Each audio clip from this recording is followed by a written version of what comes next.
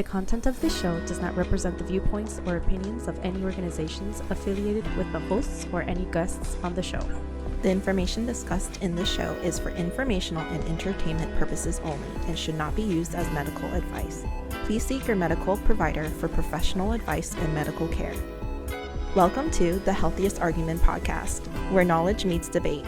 Hi, I'm Caroline, a first-gen Taiwanese American experienced emergency nurse, now focusing on teaching evidence-based practice and helping nurses professionally develop.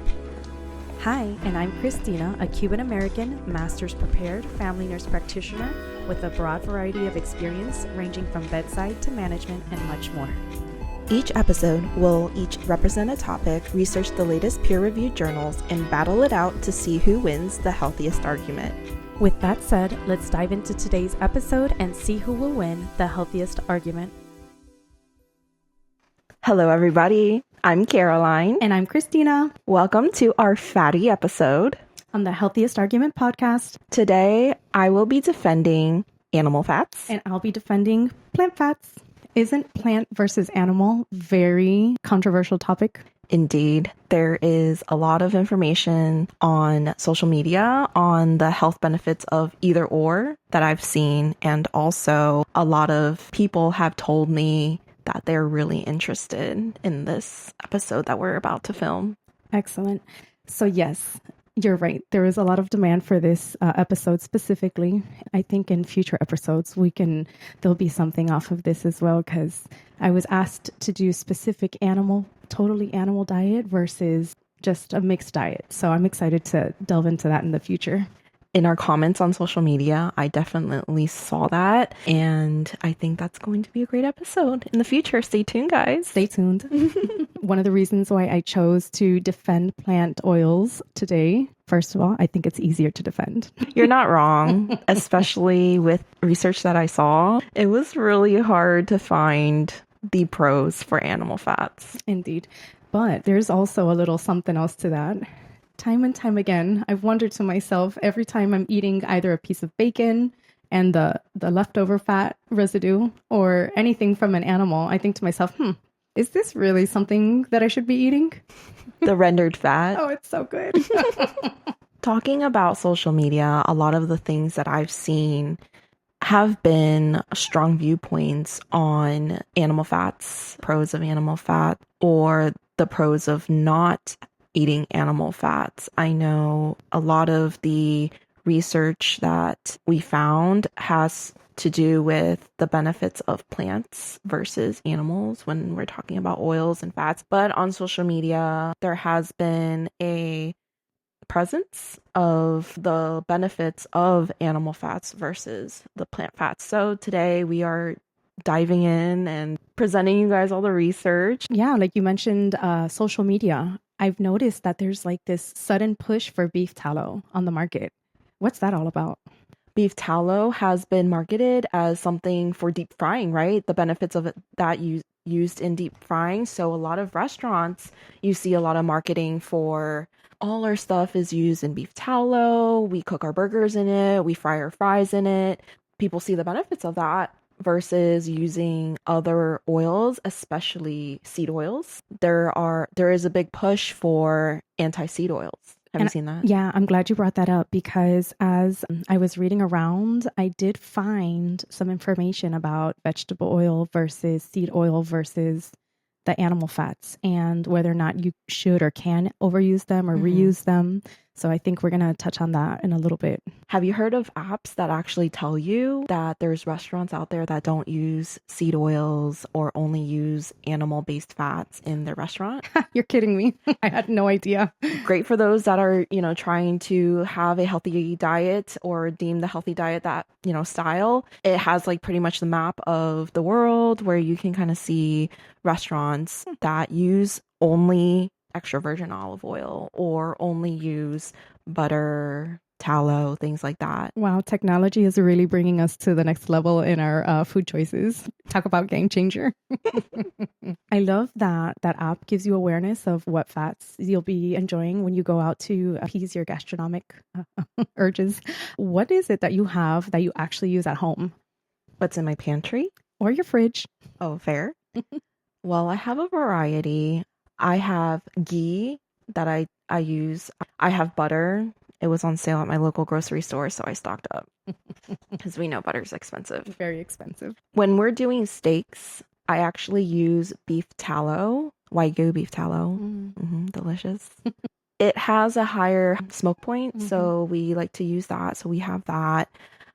Oil wise, we have avocado oil and extra virgin olive oil. I'm trying to think if there's anything else. I think that's pretty much it. I will say generally we don't really deep fry anything, so I don't have like gallons of neutral oil or anything. Oh, we also have sesame seed oil, but that is more for flavor. We use it as a lot of Asian dishes need that as like a topper or as a part of a sauce.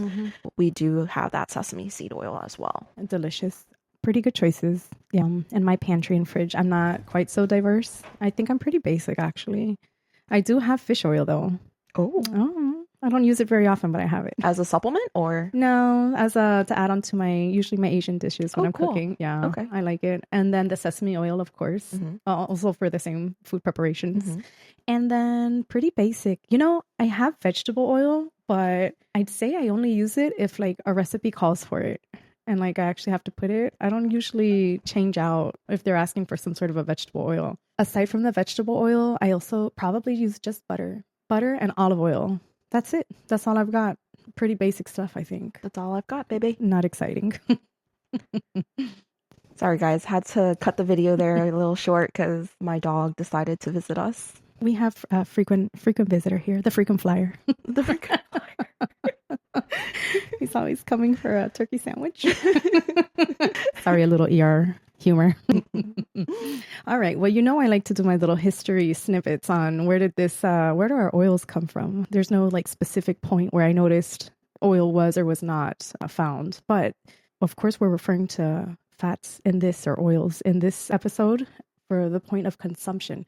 But oils have been used for tons of things throughout history, not only for cooking, but we've actually used oils in a whole series of other purposes. For instance, ceremonies as part of our cleaning process, hair moisturizer. I mean, the list goes on and on. Oil's been around forever and it's been used in so many forms. But the way I understand it is, and I'll just look at my phone here so I can read a little to you. It was observed that some plants or plant seeds and fruits released oily substances when they were crushed or heated. And eventually they found that that's how you could expel and produce this oil substance from these seeds and plants. And that's how the finding of the oil happened. Great history, especially for the consumption of oil. Sweet and simple. I do have some facts about the history of animal fats. We'll focus more on the consumption of it. I have my notes here, guys. Dating back to the prehistoric and ancient times, early humans, hunter-gatherers, they would hunt these animals and use the fats. The fats were a vital part of their diet, especially in the wintertime, really good for energy consumption. So they would pretty much heat the fats to separate it from the connective tissue and use that to eat and also to store to eat later as well. We'll move on to the Middle Ages and the Renaissance. So during the Middle Ages, animal fats, particularly lard and tallow, were used in the European cuisine. So lard is derived from pigs, and that was especially prized. It was used in baking, frying, and to preserve things as well. And then tallow, which is from beef, rendered from beef or mutton, was commonly used to fry in the preparation of candles and soap.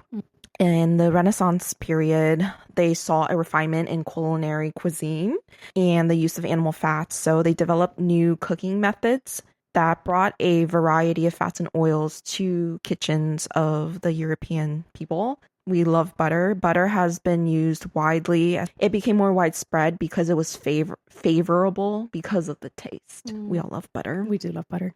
Moving on to industrial times, right? We were able to reproduce animal fats on a mass production scale to make it more widely accessible to everybody. That's where you saw a rise in these fat usage. However, the rise of the industrial agriculture and use of vegetable oils in the 19th and 20th century diminished the sales of animal fats during that period. But recently we saw a resurgence or a surge of using animal fats. we see these research coming out with keto diet, high fat diet, the benefit of these diets. I remember at some point, maybe in my childhood, up into my teens, whale blubber was huge. What? It was in everything. Really? Ugh, candles, petrol, cosmetics, Okay. lipstick. And I remember very specifically using lipstick, trying on different, whatever my mom had or whatever. And it had this very particular, almost flavor to it. And it eventually was banned because of obvious reasons causing harm to our ocean life. And at that point, they went ahead and made this push to move to like this more vegetable friendly, cruelty free in those products. And so, but yeah, whale blubber was like huge for the longest time, even in the use of like lamp oils and stuff like that. It was just widely used. So outside of like just the regular, we think traditionally pig, cow, but whales actually are on that part of that animal list. Anything with consumption of that? So the only issue with the whale blubber is saturated fat. So it's just really fatty. And that's why it was so widely used, because for cosmetics, candles. Poor whales. So let's dive deep into our conversation on animal fats versus plant fats / oils. Christina, what are the benefits that you've seen for plant oils, if they have any? There's actually a whole plethora of benefits to consuming plant oils, mostly because they are unsaturated fats. Tell me more. Unsaturated fats are actually easier to digest in our body. A little history on the way that metabolism of fat works, or digestion, if you will, of fat works in our body. Once it's eaten, the liver actually has a lot of the job of helping to break down the fat particles. So the liver has an easier job to break down the unsaturated fats in the body.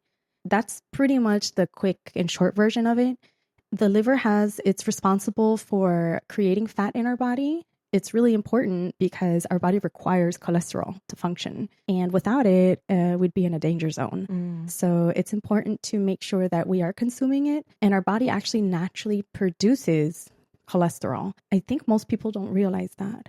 And the consumption of cholesterol is very important, but the types of cholesterol, fats, unsaturated and saturated fats, it is important what we do put into our bodies. When you're consuming plant fats, your body has the ability we have the LDL and the HDLs. What I've always remembered is LDL is the lousy one and HDL is the happy one, right? Like we want more of our HDLs and less of our LDLs. And vegetable oils tend to favor more of the HDL production. Essentially, LDLs will turn into what we know as atherosclerosis, which is the buildup of plaque within our vessels.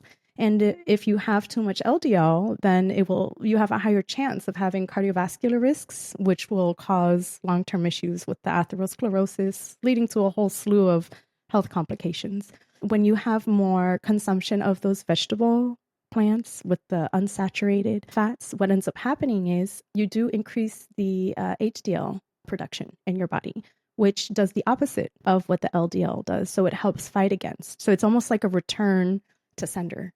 Yeah. So that's really nice.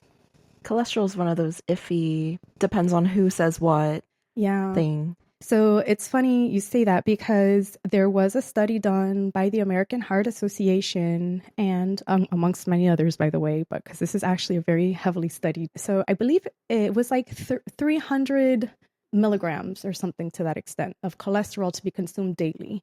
And so you hear some people like try to poo-poo on eating eggs or like the yellow of the egg because that's where all the cholesterol is at.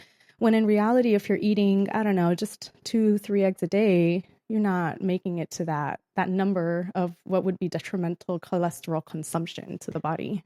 I know on social media, they're trying to really, really deep dive into the relationship of your LDLs versus heart attack mortality and things like that. Because if we say LDLs impact cholesterol impacts atherosclerosis, high cholesterol impacts mortality based on clots in your vessels. A plus B plus C does not necessarily equal D. Most interestingly is that I think there's a misconception with the cholesterol component of understanding LDLs, HDLs, triglycerides, and cholesterol.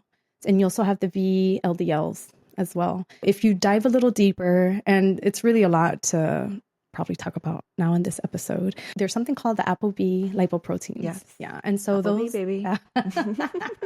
and then those things are really what determines a lot of the atherosclerotic changes that can happen in our body. And there's so much that goes into it, not only diet, but like genetics. That's a huge part of the way that our bodies produce triglycerides, or how they process those triglycerides, the way that we're able to filter out, if you will, the LDL versus the HDL and the cholesterol. It's actually part of our body's job to produce the cholesterol because it's like essential for our functioning. The very essence of our neurons depend on this. So I know there's a lot of great benefits about eating plant and vegetable oils, even some of the nut oils and other seed oils that we can consume. My question to you is, what pros do you have for me about your animal oils? So I do have some. The first one is flavor, baby. Of course.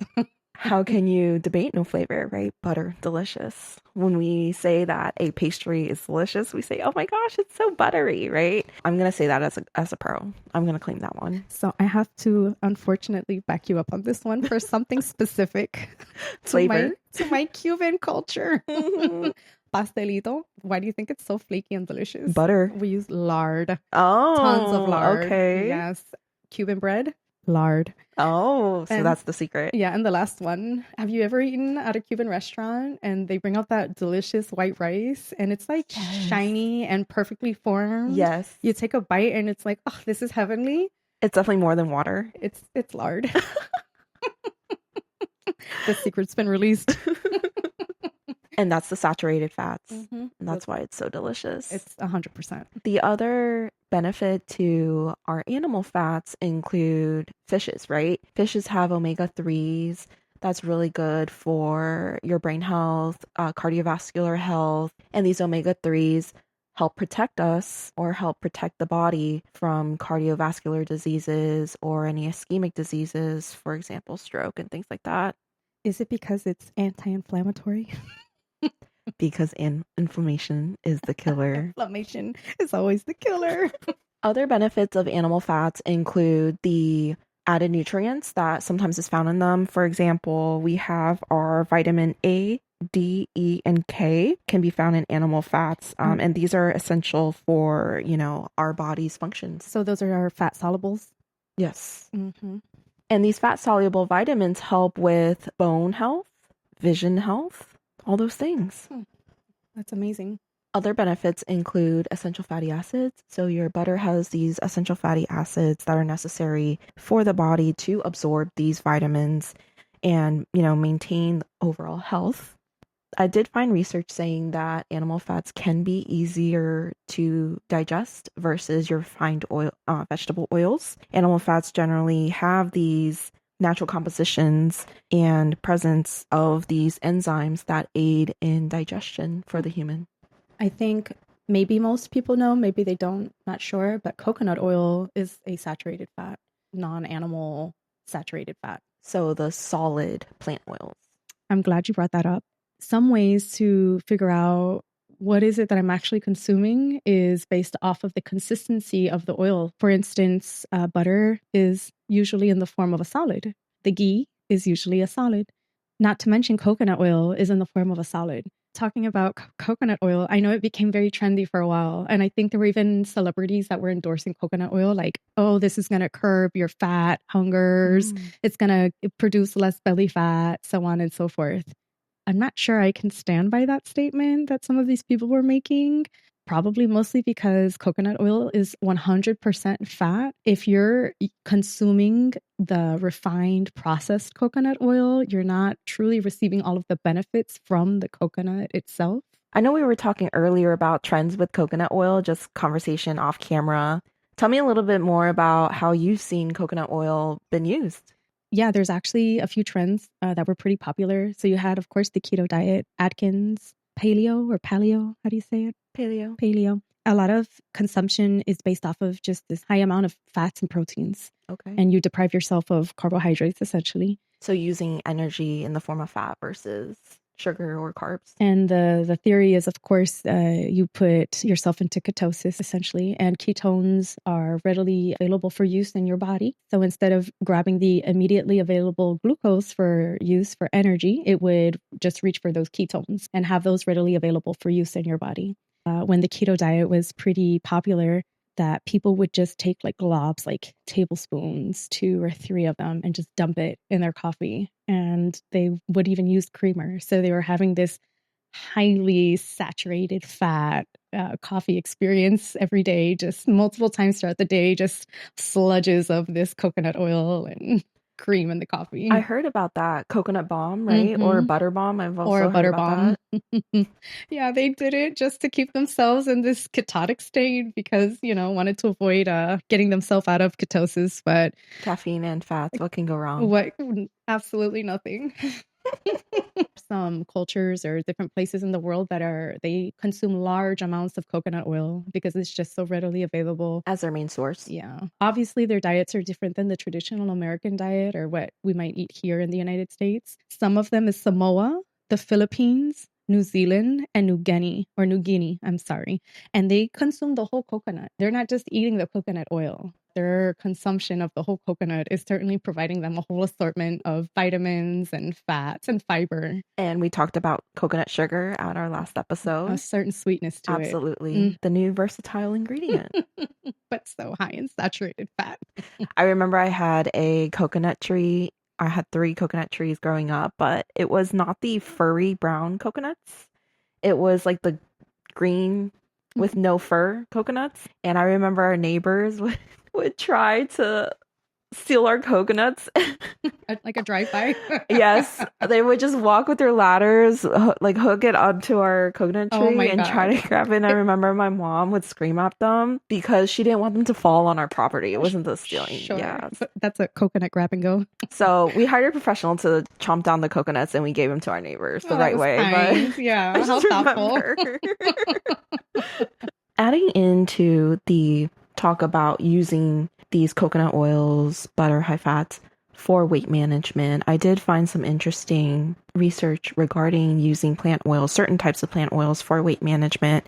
They studied the use of canola oil and sesame oil in terms of weight management and found that these oils actually may aid in reducing body fat, but the research is moderate/low. And that kind of ties into a lot of the research between vegetable oils versus animal fats, right? A lot of the articles have low to moderate levels of evidence, or they have certain types of bias that, has to be stated in peer-reviewed articles. So I did find that interesting that even though there's been this big push of using plant oils if you are looking to lead a quote-unquote healthier life, that has been prevalent in the American culture, big push, that big marketing, that I did find that a lot of these articles did have a lack of justification per se. Right. As I was doing my research, I did find articles that supported the use of vegetable oils versus animal oils because it did have a markable decrease in the LDL and a marked increase in the HDL. There were some studies that showed even up to 30% decrease in the LDL and an increase in their HDL production, which is substantial if you're consuming the right amount of vegetable oils. This one particular study said it was comparable to using a statin. That's how impactful it can be. Wow. If you do the right modifications to your diet with including those plant oils into it. Not to say you should not take your statin and start using all these other oils. I'm sorry, but 30%, that's pretty substantial. That is pretty substantial. I'm looking at I did some notes on vegetable oil cons, guys. So to combat Christina's interesting research, I did find some cons on vegetable oils I'd like to share. First off, being blood sugar control. So I found a study that compared olive oil, sesame oil, coconut oil to the effects of blood sugar control. And they found that there is very low evidence in using oils for blood glucose control. In addition, they did some studies for cancer risk, and there's low certainty evidence indicating that olive oil consumption may reduce the risk of certain cancers. For example, your GI cancers, digestive cancers, or breast cancers. I was really touched about this research because, scrolling through social media, I have seen these one-worded statements, olive oil decreases your risk for cancer. And I know for marketing facts that is a big push as well. So finding this research that says, perhaps. A lot of times we've seen these pushes in the change of what products that we are consuming. So I do remember marketing for, like you mentioned, the animal fats was really big, really trendy. Then they pushed to seed oils, and that was us appealing to the public to make it quote unquote healthier for the consumer, or to be more convinced, if you will. They changed some of the wording on their marketing to vegetable oils, because now it sounds like you're eating vegetables. And what do you hear all the time? Oh, you got to eat your vegetables. You got to eat your vegetables. So a lot of the way that marketing did this push to drive the consumer to purchase more of these readily available products and kind of make that switch out of like the animal and the seed is they labeled them vegetable oil instead. It contains a mixture, right? Correct. I know sometimes there's corn, canola. Canola is a seed oil. Grapeseed I've seen as well. I would like to get a little saucy with your statement earlier, trying to defend your animal fats and poo-poo on my vegetable oils. Please go ahead. Personal experience, whenever we send patients to do labs, they come back to the office for follow-up results. I look at their lab results and I'm like, whoa, those triglycerides are sky high, baby. What's going on? And I will compare to the previous. I always ask, did you eat like a shrimp meal before you went and got those labs drawn? Big steak dinner. How big was that? The whole tomahawk? Butter basted. And so it's so funny when you really get to discover your patients and see what their diets are like. And you really get down to the nitty gritty with them on what they actually ate. Usually most patients will fess up to me like, oh yeah, I eat shrimp like 3 times a week. I love steak. I eat steak almost every day. Part of my diet. I'm like, well, I see the evidence in your labs. So much for animal fats, huh? Talking about what your patients prefer to eat, let's talk about how we use these oils. For example, deep frying, sauteing, heating them up. When you roast vegetables, a lot of recipes call for, okay, now spread the olive oil or spread the oil and toss them and put them into a high degree oven to crisp up the vegetables. I did find some studies about the negative effects of heating up vegetable oils versus animal fats like tallow that can hold up to these high temperatures because of the push for vegetable oils that we saw so that they can mass produce these, right? When that process happened, a lot of the health benefits have been stripped. So we call that refinement versus cold press. So cold press, you still have certain nutrients in it. If you guys go to the grocery stores and see extra virgin olive oil, they'll usually say cold press on it. That's how you know there's more of that olive flavor, more of the olive nutrients left in it versus just a regular olive oil that can have refinement. I don't know if you noticed the difference, but can you taste the difference? Absolutely. Yeah, big time. One is more neutral flavored and the other is olivey. It's robust. Yeah, almost, it gives that really flavor. That fruity kind of, I don't know, there's something to it. Yeah, it makes all the difference. Great as a finishing oil. So usually when I use olive oil, it's for like if I'm making a dressing or doing it as a finisher for some of my dishes. And I just love that flavor, especially good quality cold pressed olive oil that comes from a single origin that you know is doing farming right. Really makes a difference. And, there's also budget because that stuff is more expensive, significantly more expensive than if you were to just buy one, get one free olive oil in a plastic bottle. Right. Yeah. The price is always a factor. So talking about the commercial processing, there was a study that wanted to look at the effects of repeated heating on vegetable oils. So this study investigated the difference between heating fatty acids in various plant-based cooking oils, and they wanted to focus on the health effects, right? The study highlighted essential fatty acids and trans fatty acids formed during the heating process of these vegetable oils. So the oils tested included palm, soybean, rapeseed, which I believe is also called canola, sunflower, and extra virgin olive oil. They were all fried to the same degrees, so 180 degrees Celsius or 356 degrees Fahrenheit for 5 minutes. And samples were taken before and after 5 minutes and then 10 minutes just to see the fatty acids. So palm oil had the highest saturated fatty acids and trans fatty acids content. Sunflower had the highest polyunsaturated fatty acid.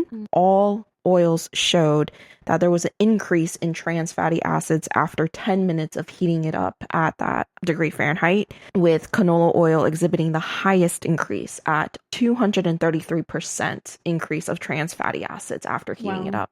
And then they also looked at linoleic and alpha linoleic acids, so LA-ALA, your good acids, right? So they're really good for your health. They found that the LA and ALA contents decreased significantly across all the oils after repeated heating.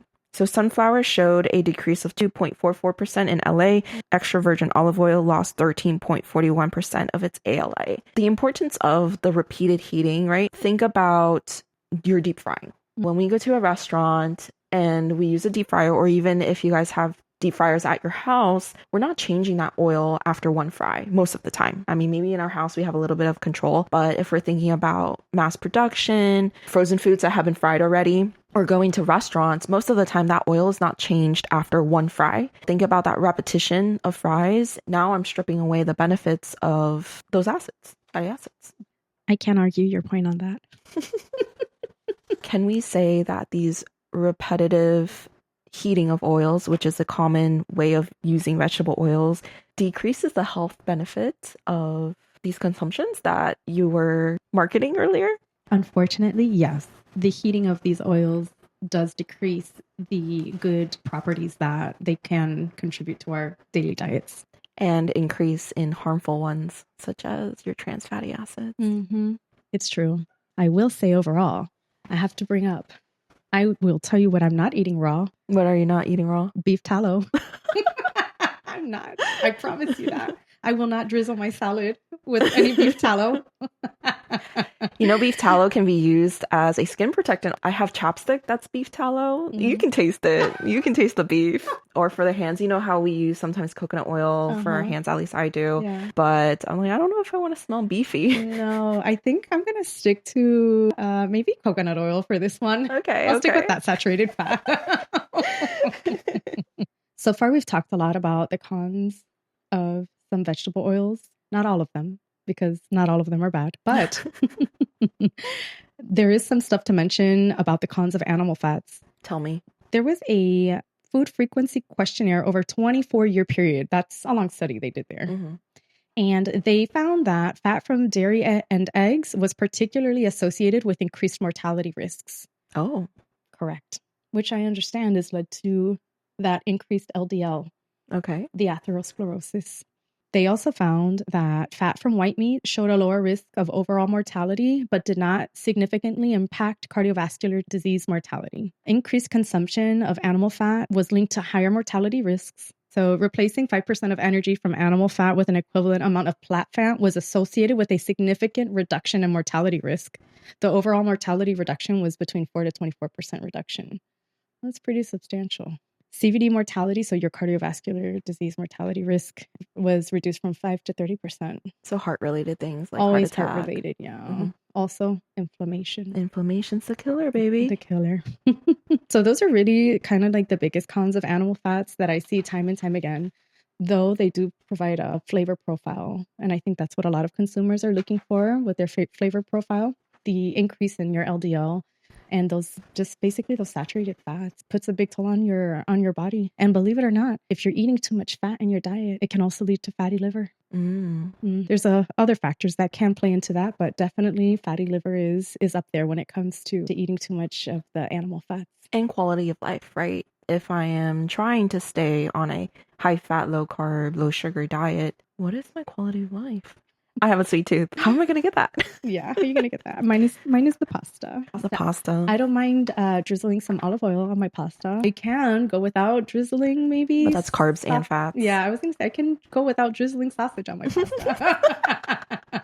I wanted to wrap this up with one more study I found regarding margarine and butter. So margarine, there was a big push for it, I know, in the 90s. Usually in these margarines or margarine mixes, yes, sometimes they can have butter in a mix, but majority of it is your oils done in a solidified form. In this animal fat versus margarine study, they looked at these trans fatty acids, which we don't like. It was a double-blind trial with 142 healthy participants in their 40s to 60s. So participants in this study were assigned to 3 different types of diets to be studied on. The first diet was butter, so we know they have trans fatty acids. The second diet was margarine with trans fatty acids added to it. And the third diet was margarine without trans fatty acids. The participants were on this study for 4 weeks. They looked at it, and participants that consumed butter exhibited small but significant increases in your total cholesterol and their LDL cholesterol compared to both margarine diets. The butter group significantly had an increase in their LDLs. However, the study also looked at inflammation. There are inflammation markers such as your C-reactive protein, your CRP, and your interleukin 6. Overall, they found no significant association between trans fatty acid intakes and inflammatory markers. None of their CRPs went up, which I thought was really eye-opening. Overall, the findings suggested that while butter consumption led to distinct changes in your lipid profiles and specific biomarkers, the clinical relevance of these changes may be limited due to the low intake of the trans fatty acids in the study. I'd like to say this debate is quantity versus quality. I could see your arguing point. I feel like recent studies suggest that the quality of fats or oils might be more important than the amount, or it's a factor. For example, we talked about the refined. I certainly think it's a factor that contributes, amongst other things. And the guidelines that one deems healthy, because some guidelines, for example, keto, will say high fat, the culture of low fat diet. Mm-hmm. It's like, which one's healthier? I think perhaps high fats included those rich in saturated fats may not be as harmful as we thought. What are your thoughts? I would question things like saying very broadly low fat diet. I think you really have to dive into your diet and what is it that you're actually consuming? How much of it are you consuming? And of what different types of animal base? Though I know for flavor profile, we're looking at things like the lard and the tallow, right? On the flip side, you've got your omegas and such that come from the ocean. We also have things like our avocado oils and all of these other oils that are good for you. Like you say, a drizzle on my salad, perhaps, but when I'm heating them on my pan, maybe I'm losing whatever nutritious benefits come from those oils. There's a balance. There are definitely oils that may be used that are more beneficial one method versus the other. We kind of talked about the keto diets. Some people may find it more beneficial. For example, those that may have some neuro diseases. I know there's research on epilepsy and the keto diet. Neuroprotective. The pros of that is the fats kind of replace the carbs and protects the body. And we do call it trendy, but it is also some people's lifestyle. It is. Yeah. The other thing I found really interesting that would need more research on is alternative uses or alternative sources of oils. Some of the ones that I saw that they are looking at is your fat sources from insects. Oh, yes. That's another big one they're trying to introduce into at least the American culture. I think those benefits might be more of like the sustainability, environmental, which are still benefits, right? If we're looking at the big picture. The other interesting fat source they're trying to look at is microbial fat sources. Curious to see what the research says. Yeah, there is always research about microbiome, our gut, the exposure to different fats, even the insects, and when we ingest them, what percentage, how will this impact our body and the way that our body will begin to produce and kind of change the way it is that we introduce ourselves to these different fat resources. Could you imagine? Oh, let me just drizzle my salad with parasite oil. I'll tell you, scorpions are delicacies in certain places of the world. Just saying. How crazy. Thank you for listening to this week's episode of the Healthiest Argument podcast. Don't forget to join us for our next episode where we'll dive into another exciting and informative debate. We'd love to hear from you. Head over to Instagram and vote for the topic you think won today's argument. And while you're there, be sure to follow us on YouTube, Instagram, and TikTok for more updates and behind-the-scenes content. You can also listen to our podcast on Spotify, YouTube, Apple Podcast, and many more. Thanks again for tuning in, and we'll see you next time on the Healthiest Argument podcast.